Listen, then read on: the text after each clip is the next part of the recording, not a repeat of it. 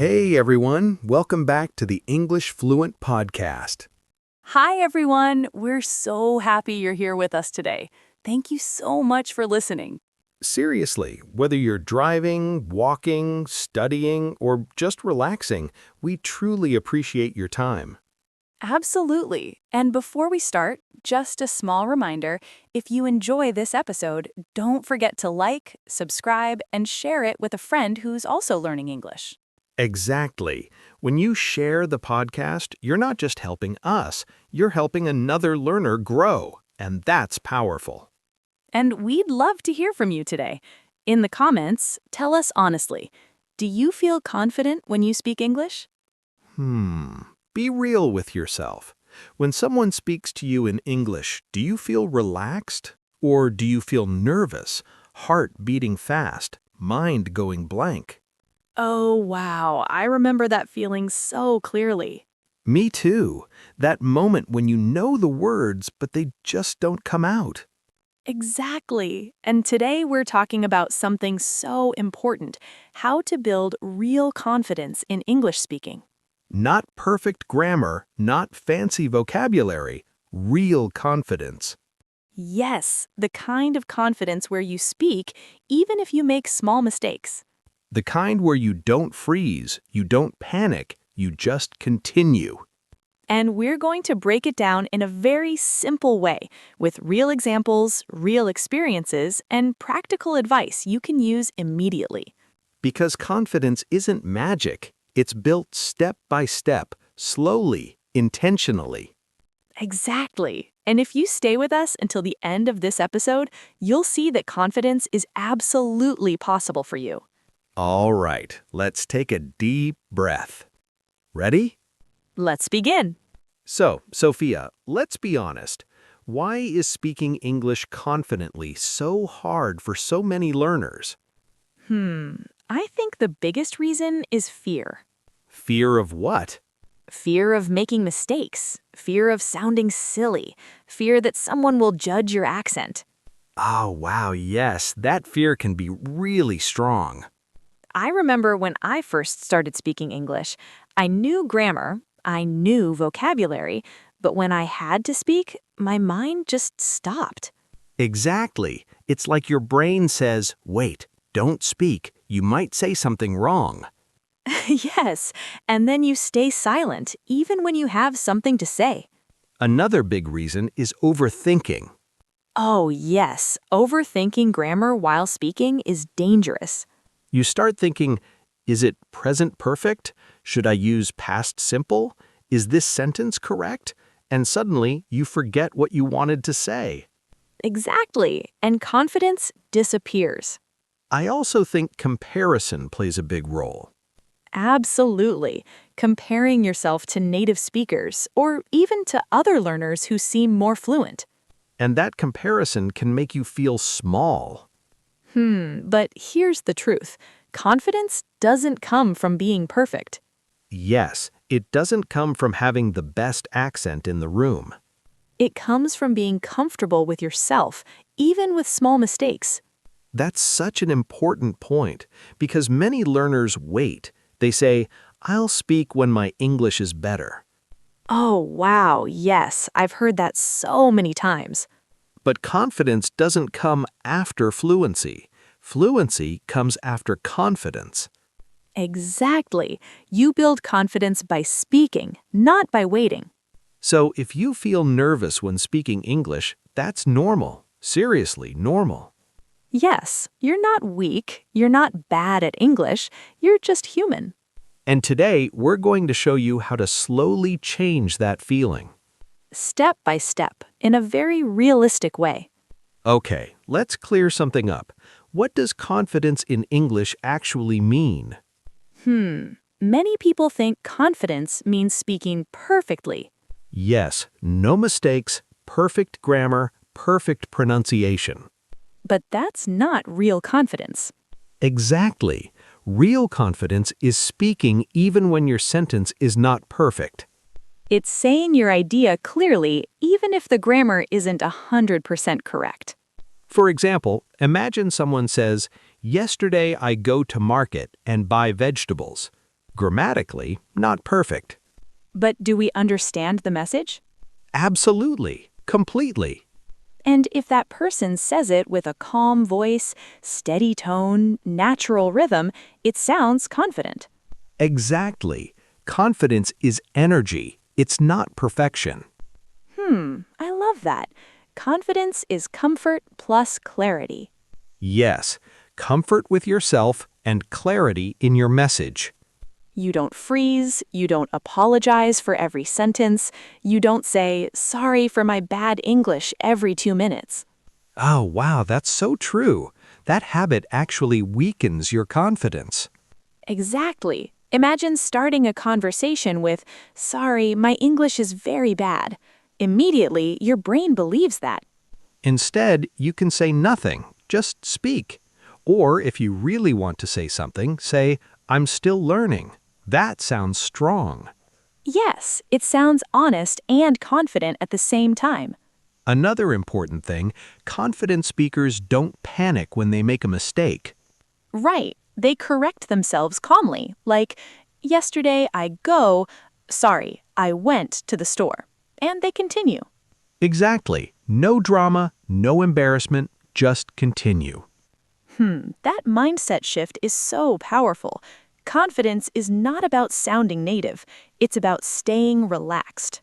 And relaxed people speak better, always. So, if you're waiting to feel perfect before you speak confidently, you'll wait forever. Confidence grows while speaking, not before. All right, Steve, now that we understand what confidence really means, how do we actually build it every day? Yes, small habits, tiny, consistent actions that add up. First, speaking alone at home. Seriously, it sounds funny, but just talking to yourself in English helps so much. Absolutely. Describe what you're doing, even small things. Like, I'm making tea, I'm pouring the water. It's really hot today. Exactly. It's simple, but your brain gets used to forming sentences out loud. Another powerful habit, shadowing. Yes, listen to a native speaker, then repeat exactly what they say, their rhythm, their stress, their intonation. It's like acting, but quietly at home. And recording yourself works wonders. Oh, wow, yes. You notice little things, pronunciation, tone, pauses. And thinking in English instead of translating in your head. Yes, that's so powerful. For example, instead of thinking, how do I say I am tired? Just think, I am tired, directly in English. Exactly. Small steps done consistently make confidence grow naturally. Even 5 to 10 minutes a day is better than one long practice once a week. Consistency, consistency, consistency. And real-life mini practice helps too. Like talking to a cashier, sending a short message in English, or describing your day aloud. Yes, each small success builds your confidence like a muscle. And remember, mistakes will happen. It's normal, but that's where growth comes from. Exactly. Every small habit, every small mistake adds to your confidence slowly but surely. And over time, you'll notice that speaking English feels really natural, even fun. So, Sophia, we mentioned mistakes a few times already, but let's dive deeper. Yes, mistakes are actually your best friend when learning English. Exactly. They show you where you can improve, but most importantly, they don't define you. I love that perspective. For example, imagine I say, yesterday I go to, the park. That's perfect. Then you can calmly correct yourself. Sorry, I went to the park yesterday. Yes, notice how I didn't panic. I just corrected and continued. And that's exactly what confident speakers do. Mistakes happen, but they keep going. Another tip, don't over-apologize. Oh, yes. Instead of saying, sorry, my English is bad, just keep talking. Or you can simply say, I'm still learning, which sounds much stronger and positive. Right. Also, sometimes forgetting a word happens. Yes. What I do is describe it instead. Exactly. Like you forget the word umbrella. Just say, that thing you use when it rains. Both laugh. And people understand. No big deal. See? Handling mistakes naturally is key. Yes, mistakes don't weaken your confidence. Panic does. So the more you practice, the less mistakes scare you. Exactly. And even small corrections done calmly show that you're learning actively. Remember, mistakes are part of progress, not a failure. Absolutely. Accept them, correct gently, and move on. All right, Sophia, now let's practice in real time. Yes, this is the fun part, a small demo to show how confidence really sounds. Okay, I'll start with a short story. Last weekend, I went to the local market. The weather was sunny, people were chatting and laughing. I saw a street musician playing guitar. The music was so lively. I even bought a little handmade notebook from a vendor. Steve, that sounds really confident. You didn't pause too much. You just described it naturally, with small details. Exactly. And notice, I didn't worry about perfect grammar. I just told the story. Yes, and even small imperfections don't make it sound bad. It feels alive, real. Now you try, Sophia. Describe something small, a recent moment. Okay, let's see. Yesterday, I was walking in the park. It was quiet. The sun was shining. I saw kids playing with their dogs, and an elderly man was feeding pigeons near the fountain. I paused for a moment to enjoy the scene. It was peaceful. Oh, wow, that was excellent. Small pauses, clear details. You didn't rush.